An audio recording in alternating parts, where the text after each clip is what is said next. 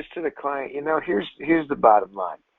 Isn't it okay to, I'm thinking of 4th of July coming up, and aren't people going to be out Yep. hanging out, picnicking and shit? It's okay to, hey, mention my name. We loved working with you. It doesn't make sense to do it. Wanted to review it. You came up on the radar. I had about a handful of clients I wanted to double check. It looks good. They're going to say thank you. Appreciate it. And then you hit them up for who else they may know that can help you out.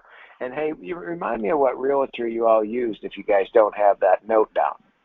And then you can circle and say, hey, Mr. Realtor, I just wanted to reach out. I talked to Jody Peggy, and she said blah, blah, blah. I reminded her we're always here to service, and I'd love to connect with you for coffee. I miss doing deal with you. Call me.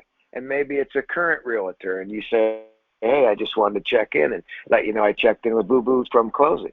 She said things were great. It's been about 2 years. It's been about a year. She said she's going to keep us in mind. She's getting get together with some family this weekend. If anybody comes up looking to buy or sell, she's going to let us know. Just thought you'd like to know. Happy 4th of July. Shit, you can layer these in. And maybe you shift another gear and you say, hey, I wanted to see how your savings is going on top of it. Have you guys been able to put some money away on a savings pattern? I'd like to get you connected on something formally if that's of interest. Let's improve their money. House is improving. Equity has to have improved. Let's make sure they're on a budget and their money. And would they like a reference to someone that could help them with that? Come on. There's something. It ain't got to be a refi, but there's a lot there.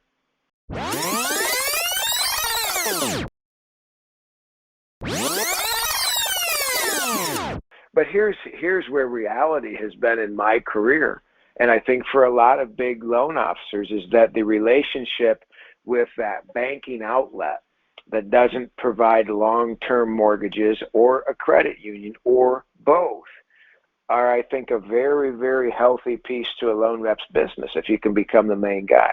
Doesn't mean take over the bank. There's only like 4 or 5 guys at the credit union you need to know.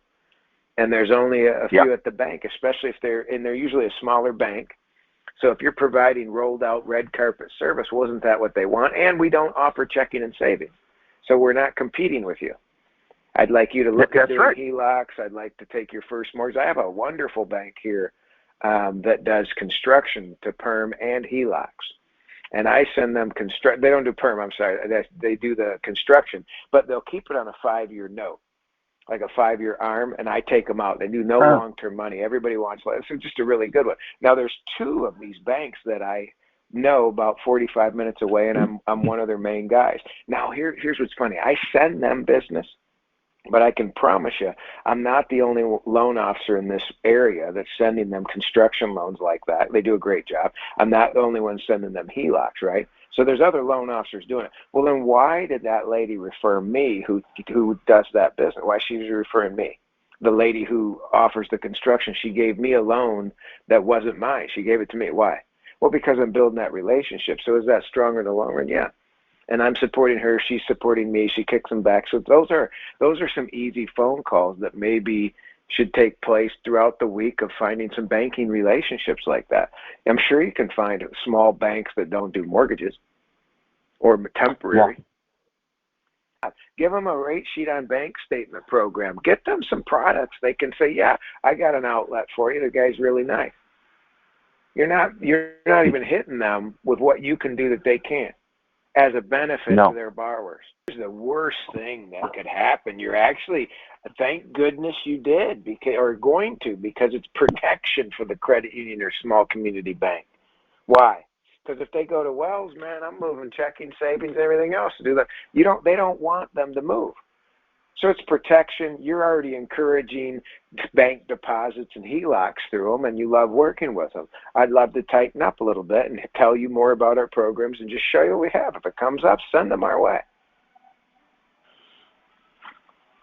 How many more could that be, right? Yeah, I think that could be a couple of deals a month.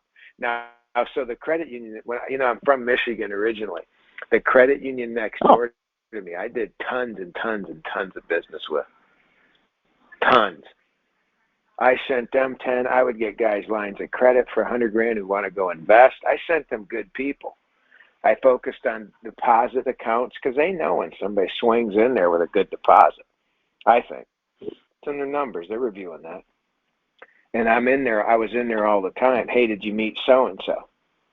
So you can get a lot of activity going, and you're a main player in there. Hey, I know you're new to town. This community bank really buys into guys and it'd be a good relationship for you to use.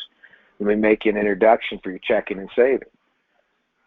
This isn't hard if you have the relationship. And so it's the flowers, it's the cookies, it's the brownie. Court the shit out of that. Drop off pizza for lunch for the staff. Take care of the branch manager. You'll be the main dog.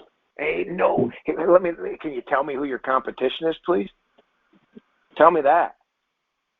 Who is stopping in there calling on a bank that doesn't offer 30-year fixed mortgages? They're not even calling on them, dude. So even if you suck, they're going to do it with you. I'm kidding. But really, you're not up to bat against 19 people. It's not like a builder account. They're too stupid to go call on it.